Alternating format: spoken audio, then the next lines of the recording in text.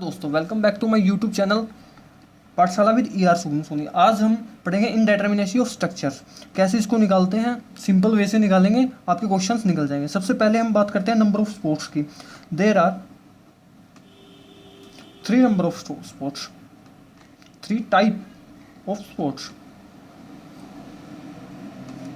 First होती है हमारी फिक्स्ड, सेकंड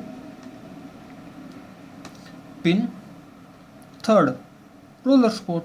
इसको ऐसे भी शो कर दो या ऐसे भी शो कर दो, एक ही बात है। तो फिक्स स्पोर्ट पे नंबर ऑफ रिएक्शंस कितनी होती हैं, इसको ये परफेक्टली रिजिट होती है, तो इस पर होती है 3 रिएक्शंस, 2 रिएक्शन और 1 moment, R1 R2 end moment. इस पे पिन जॉइंट होता है, जो हमारा पिन जॉइंट, इस पे होती है हमारी 2 reactions, vertical and horizontal. It is free to move in those directions like a door. The door is a good example of pin joint. Then roller sport, it is able to move in this and this direction but not able to move in vertical direction. Then there is a reactions on roller sport. Then the reaction on roller sport is 1. Number of reactions on fixed 3. Number of reactions on pin joint 2. Number of reactions on roller is equal to 1. सबसे पहले ये basics थे, ये आपको याद रखने हैं। इसके बाद 2 तरह के स्ट्रक्चर होते हैं हमारे, एक होते हैं डेटर्मिनेट, एक होते हैं इनडेटर्मिनेट। तो उससे पहले मैं बताता हूँ आपको number of equilibrium equations. There are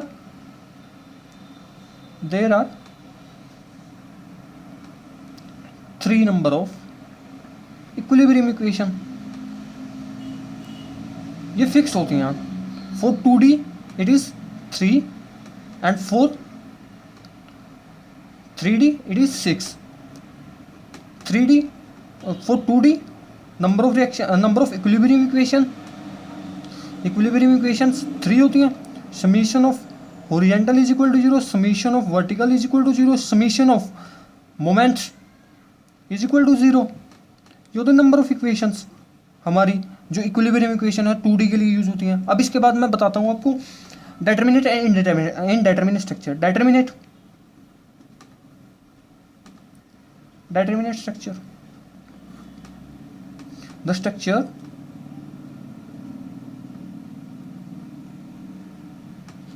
in which number of equilibrium equations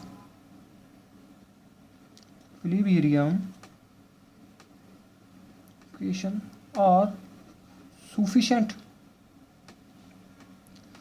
to calculate unknown forces. These are the unknown forces on sports, R1 R2 and moment. On pin joint there are unknown forces R1 and R2 2. On roller sport there are unknown forces is 1. Then number of equilibrium equation over is 3.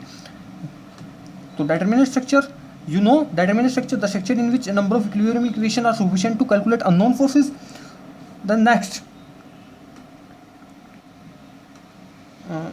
तो इसका determinate structure का मैं आपको example बताता हूँ। there is a pin structure, pin sport and a roller sport on a beam.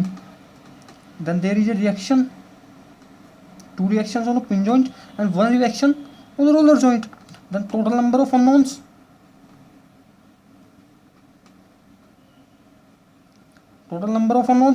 R1 R2 and R3. Total number of unknowns 3. Number of equilibrium equation, कितने हमारे पास equilibrium equation 3.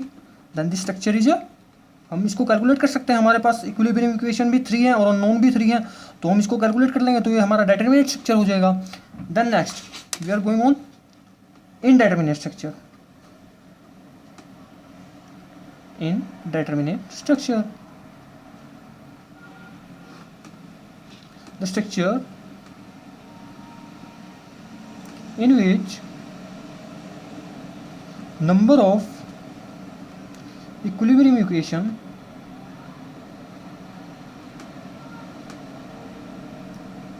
are not sufficient to calculate unknowns are called indeterminate structure.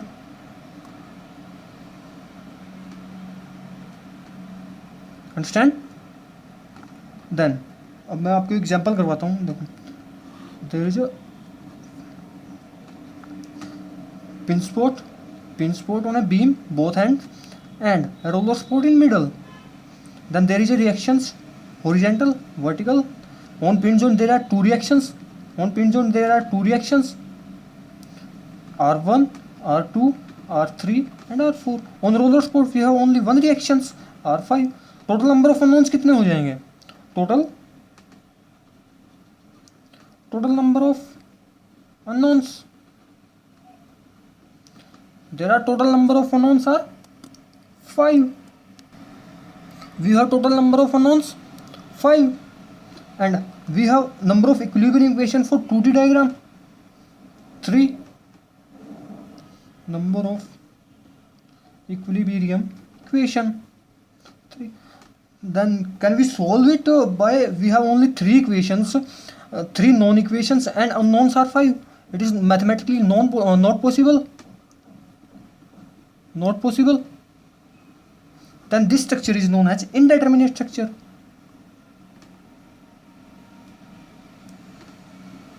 Just simple. Indeterminate structure. Okay, understand? Determinate and indeterminate structure आपको समझ आ गया. अब इसके बाद बात करते हैं हम indeterminacy की. Indeterminacy, there are two type of indeterminacy.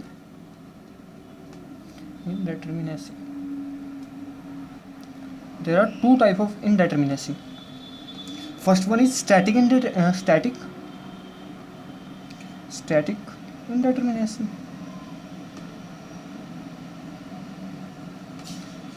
Second, kinematic indeterminacy. These are shown by DS and DK. Kinematic indeterminacy and static indeterminacy. Then the static further than the static indeterminacy are divided into two parts. First is external static indeterminacy. Second, internal static indeterminacy. Then the total static indeterminacy, we can write it ds is equal to dsc plus dsi. This is the formula to calculate total static indeterminacy. External static indeterminacy plus internal static indeterminacy. And kinematic indeterminacy मैं आपको आगे बताऊंगा. पहले हम static इंडेटर्मिनेसी को solve कर लेते हैं. तो कुछ एक एग्जांपल ले लेते हैं. सबसे पहले एक्सटर्नल स्टैटिक इंडेटर्मिनेसी को कैसे निकालते हैं मैं आपको वो बताता हूँ. External static